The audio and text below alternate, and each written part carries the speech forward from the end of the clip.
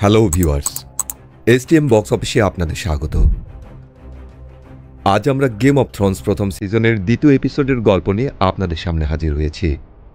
এই সিরিজে রাজনীতি, কূটনীতি, যুদ্ধ, প্রতারণা, ভালোবাসা, বন্ধুত্ব এবং ক্ষমতার লড়াই কখনো থেমে থাকে না। একটার পর একটা অসাধারণ সব ফ্যান্টাসিক গল্প দিয়ে সাজানো এই সিরিজ, যেখানে হোয়াইট ওয়াকার্সদের ত্রাস, ড্রাগনের আগুন আর আর্মি অব দ্য ডেডের পাশাপাশি অসাধারণ সব ক্যারেক্টারকে আমরা দেখতে পাই। প্রথম এপিসোডে আমরা দেখেছি নেড স্টার্ক কিং রবার্টের হ্যান্ড অফ কিং হওয়ার প্রস্তাবে রাজি হয়। ড্যানারিসকে জোরপূর্বক খাল দ্রোগোর সাথে বিয়ে দেওয়া হয়। আর কুইন সার্সিও জেইমির গোপন বিষয় জেনে যাওয়ায় ব্র্যানকে জেইমি টাওয়ার থেকে নিচে ফেলে দেয়। তাহলে চলুন ডুব দেই দ্বিতীয় এপিসোডের রহস্যময় মোড়গুলোতে। শুরুতেই উইন্টারফেলে যাওয়া যাক। প্রিন্স জফরি ও তার বডিগার্ড স্যান্ডার ক্লেগেইন বা হাউন্ডকে নিয়ে টিরিয়ন ল্যানিস্টারকে ডাকতে যায়। সে বলে আজ তারা কিংস ল্যান্ডিংয়ের উদ্দেশ্যে রওনা হবে। টিরিয়ন জফরিকে বলে, যাওয়ার পূর্বে তুমি লেডি ক্যাটলিনের কাছে গিয়ে ব্র্যানের দুর্ঘটনার জন্য দুঃখ প্রকাশ করবে। কিন্তু জফরি তার অহংকারী স্বভাব প্রকাশ করে ও তাচ্ছিল্য করে বলে সে মেয়েদের কান্নাকাটি নিতে পারে না। টিরিয়ন তার গালে চর বসিয়ে দেয়। জফরি বলে, আমি মায়ের কাছে নালিশ করব। টিরিয়ন তাকে আরও 2টা চর দেয়, যতক্ষণ না জফরি রাজি হয়ে সেখান থেকে চলে যায়। হাউন্ড টিরিয়নকে বলে, প্রিন্স কিন্তু এটা মনে রাখবে। টিরিয়ন তাকে বলে, আমি চাই সেজন্য এটা মনে রাখে। এরপর টিরিয়ন সকালে তার নাস্তা করতে জেইমি ও সার্সির সাথে যোগ দেয়। সার্সি এটা জেনে অবাক হয় যে টিরিয়ন দ্য ওয়াল ও নাইটস ওয়াচদের দেখতে ক্যাসেল ব্ল্যাকে যাবে। টিরিয়নের মাধ্যমে এখানে আমরা আরও জানতে পারি টাওয়ার থেকে পড়ে গেলেও ব্র্যান মারা যায়নি, বরং কোমায় চলে গেছে। হয়তো সে সেরেও উঠতে পারে। সে জেইমিকে বলে ব্র্যান কিভাবে টাওয়ার থেকে পড়েছে সেটা জানতে সে ভীষণ আগ্রহী। জেইমি তখন টিরিয়নকে বলে, ছোট ভাই তুমি আসলে কোন দলের? তখন টিরিয়ন তাকে বলে যে সে তার পরিবারের বিপক্ষে কখনোই যাবে না। এখানে আমরা আসলে বুঝতে পারি যে ব্র্যানের দুর্ঘটনার জন্য যে জেইমি বা সার্সি দায়ী, টিরিয়ন কিছুটা হলেও সেটা সন্দেহ করে। এদিকে জন ক্যাসেল ব্ল্যাকে গিয়ে নাইটস ওয়াচে যোগ দেওয়ার সিদ্ধান্ত নিয়েছে। যাওয়ার পূর্বে সে তার প্রিয় বন্ধু আরিয়ার জন্য একটি তরবারি বানাতে দিয়েছে। জেইমি সেখানে আসে। সে নাইটস ওয়াচ ও ওয়ালের গুরুত্ব নিয়ে তাচ্ছিল্য ভরে কিছু মন্তব্য করে। জন তাকে বলে যে 1000 বছর ধরে নাইটস ওয়াচ ওয়েস্টারসকে রক্ষার দায়িত্ব পালন করে চলেছে। জন আরিয়ার রুমে গিয়ে দেখে যে সে বিরক্ত হয়ে তার কাপড় গোছাচ্ছে। তখন সে তাকে উপহার স্বরূপ সেই তরবারি দেয় আর তাকে সোর্ড ফাইটের প্রথম লেসন দিয়ে বলে সামনের দিক দিয়ে আঘাত করতে হয়। ভাই বোনে একে অপরকে জড়িয়ে ধরে এবং আরিয়া তার তরবারির নাম রাখে নিডল। অপরদিকে ব্র্যান কোমায় আছে। তার পাশে বসে রয়েছে ক্যাটলিন যখন জন সেখানে প্রবেশ করে। সে ক্যাসেল ব্ল্যাকে যাওয়ার পূর্বে ব্র্যানের কাছ থেকে বিদায় নিতে এসেছে। ক্যাটলিন তাকে বলে যে আমি চাই তুমি এখান থেকে যত দ্রুত সম্ভব বিদায় হও। উইন্টারফেল থেকে 2টি দল বের হয়। রাজার দলবল কিংস ল্যান্ডিংয়ের উদ্দেশ্যে, আর টিরিয়ন, ব্রেনজেন ও জন ক্যাসেল ব্ল্যাকের দিকে যাওয়ার জন্য প্রস্তুত হয়। বিদায় নেওয়ার পূর্বে নেড তার ভাই বেনজেন স্টার্কের দিকে তাকিয়ে জনকে বলে, যদিও তোমার নামের শেষে আমার নাম নেই, তবুও তুমি একজন স্টার্ক।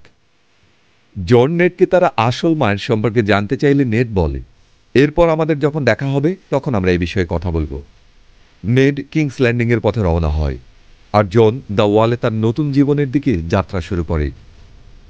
যাত্রাপথে নেড, রবার্ট ও তার দলবল লাঞ্চ করার সময় একটি মাঠে বসে আছে। তখন রবার্ট তাকে বলে, তোমার বাস্টার্ড জনের মায়ের বিষয়ে তুমি আমায় কখনো কিছু বলনি। নেড তখন তাকে বলে, আমি কোনোদিন এ বিষয়ে তোমায় বলবও না। ভিউয়ার্স, জনের মা আসলে কে ছিলেন সেই রহস্য আরও ঘনীভূত হতে শুরু করেছে। তাদের কথোপকথনের মাঝে রবার্ট নেডকে একটি চিঠি দেয়। সেখানে ড্যানেরিস ও হর্স লর্ড খাল দ্রোগোর বিয়ের বিষয়ে লেখা আছে। বিষয়টি নিয়ে রবার্ট উদ্বিগ্ন, কারণ খাল দ্রোগোর দলে 1,00,000 সৈন্য রয়েছে। রবার্ট বলে সে সবগুলো টার্গেরিয়ানকে হত্যা করতে চায়। কিন্তু নেড জবাব দেয় এই মেয়েটি এখনও শিশু, আর ডথরাকিরা কখনো সমুদ্র পাড়ি দিয়ে ওয়েস্টারসে হামলা চালাবে না। তখন রবার্ট তাকে বলে, নেড, একটা যুদ্ধ শুরু হতে চলেছে।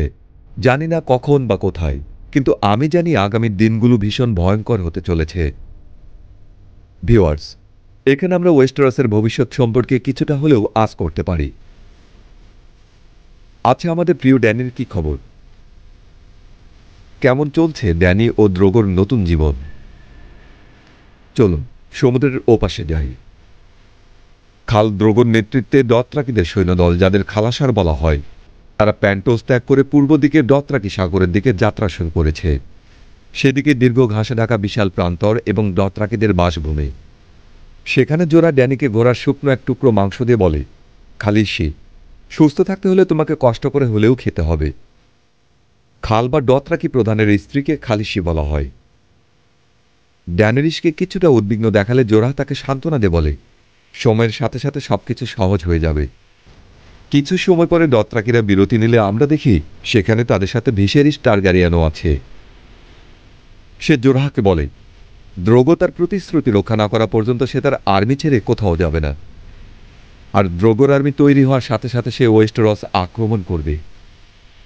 সন্ধ্যায় দ্রোগো তার যোদ্ধাদের সাথে মদ্যপান শেষে ড্যানেরিসের তাঁবুতে যায়। সে তাকে জোরপূর্বক শারীরিক সম্পর্কে বাধ্য করে এবং ড্যানেরিস এতে স্পষ্টতই ভীষণ কষ্ট পায়। একমাত্র তার ড্রাগনের ডিমগুলোর মধ্যে সে সামান্য শান্তি খুঁজে পায়। সকালে দেখা যায় 3 জন দাসী ড্যানেরিসের পরিচর্যা করছে। সেখানে ড্যানি তাদের ড্রাগনের বিষয়ে প্রশ্ন করলে তারা বলে, পৃথিবীতে কোথাও আর ড্রাগন নেই। সাহসী যোদ্ধারা সব ড্রাগনকে হত্যা করেছে। এরপর সে দোয়ারা ব্যতীত বাকি 2 দাসীকে বের হয়ে যেতে বলে। দোয়ারা আগে পতিতালয়ে কাজ করত, সেখান থেকে ভিসেরিস তাকে কিনে নিয়ে এসেছে। ড্যানি তাকে বলে, সে কি পারবে দ্রোগোকে কিভাবে খুশি করতে হয় সেটা ড্যানিকে শেখাতে? দোয়ারা বলে সে পারবে। অপরদিকে ক্যাসেল ব্ল্যাকে যাওয়ার সময় জন স্নো ও টিরিয়নের দল বিশ্রাম নিচ্ছিল। তখন বেনজিন সেখানে 2 জন বন্দীকে নিয়ে আসে। টিরিয়ন জনকে বলে, এরা ধর্ষকের দল। আসলে দা ওয়ালে অনেক বড় বড় পরিবারের সদস্যরা থাকলেও বেশিরভাগ আসলে ওয়েস্টারসের অপরাধী। তাদের সুযোগ দেওয়া হয় তাদের অপরাধের জন্য। হয় শরীরের কোনো অংশ কেটে ফেলা হবে, আর নয়তো চিরদিনের জন্য তাদের ওয়ালে পাঠিয়ে দেওয়া হবে। টিরিয়নের মতে অনেকেই ওয়ালে যাওয়ার চেয়ে অঙ্গহানি বেছে নেয়। জন টিরিয়নকে তার বই পড়ার কারণ জিজ্ঞেস করলে সে বলে যে সে একজন ডোর্ফ, অর্থাৎ এই পৃথিবীতে তার কোনো মূল্য নেই। তার যা আছে তা তার ব্রেন, আর ব্রেনকে কার্যকর রাখতে হলে বই পড়তে হবে। পরদিন তারা ক্যাসেল ব্ল্যাকে পৌঁছে যায়। বেনজিন তাদের স্বাগত জানায়। জন ও টিরিয়ন অবাক হয়ে দা ওয়ালের বিশালত্বের দিকে তাকিয়ে থাকে। উইন্টারফেলে ক্যাটলিন উদ্বিগ্ন চেহারায় ব্রেনের পাশে বসে রয়েছে। মেস্টার এইমন সেখানে এসে তাকে বলে, সবাই কিংস ল্যান্ডিংয়ে যাওয়ায় ক্যাসেলের কার্যকলাপে সমস্যা হচ্ছে। সেই সময় রব রুমে প্রবেশ করে। সে বলে ক্যাসেলের দায়িত্ব সে কাঁধে নেবে। মেস্টার বিদায় নিলে রব একটি জানালা খুলে বাইরে তাকিয়ে দেখতে পায় ক্যাসেলে আগুন লেগেছে। সে দ্রুত রুম থেকে বের হয়ে সেদিকে যায়। এরপর হঠাৎ একজন আতাতায়ীকে সেখানে দেখা যায়। সে একটি ছুরি বের করে ব্র্যানকে আক্রমণ করতে যায়। ক্যাটলিন বাধা দিলে ধস্তাধস্তিতে সে আহত হয়ে পড়ে যায়। আতাতাই ব্র্যানকে মারতে গেলে হঠাৎ ব্র্যানের নেকড়ে সামার তাকে আক্রমণ করে মেরে ফেলে। ও একদম লয়াল সার্ভেন্টের মতো ব্র্যানের শিওরের পাশে বসে থাকে। এ যাত্রা ব্র্যান রক্ষা পায়। সকালে ক্যাটলিন ব্র্যান যেখানে পড়ে গিয়েছিল সেই স্থান পরিদর্শনে যায়। টাওয়ারের উপর উঠে সে তার তদন্ত চালিয়ে যায়। আসলে সে বুঝে গেছে নিশ্চয়ই এখানে অন্য কিছু ঘটেছে। এটা কোনো দুর্ঘটনা নয়। নোংরা মেঝের একটা স্থান পরিষ্কার দেখতে পেয়ে সেখানে খুঁজতে গেলে ক্যাটলিন একটি সোনালি রঙের দীর্ঘ চুল দেখতে পায়। ক্যাটলিন স্যার রড্রিক, মিস্টার এইমন, রব ও তাদের বাসায় আশ্রিত থ্রিয়ন গ্রেসকে ডেকে তার সন্দেহের কথা বলে। সে বলে নিশ্চয়ই এর সাথে ল্যানিস্টাররা জড়িত। সেই সাধারণ আতাতায়ীর হাতে যে ছুরি ছিল সেটা অত্যন্ত দামি ভ্যালেরিয়ান স্টিলের তৈরি। এরপর সে রড্রিকের সাথে কিংস ল্যান্ডিংয়ে গিয়ে নেটকে সবকিছু জানানোর সিদ্ধান্ত নেয়। রব যেতে চাইলেও ক্যাট তাকে নিষেধ করে, কারণ তাদের নিয়ম অনুযায়ী উইন্টারফেলে সবসময় একজন স্টার্ককে থাকতেই হবে।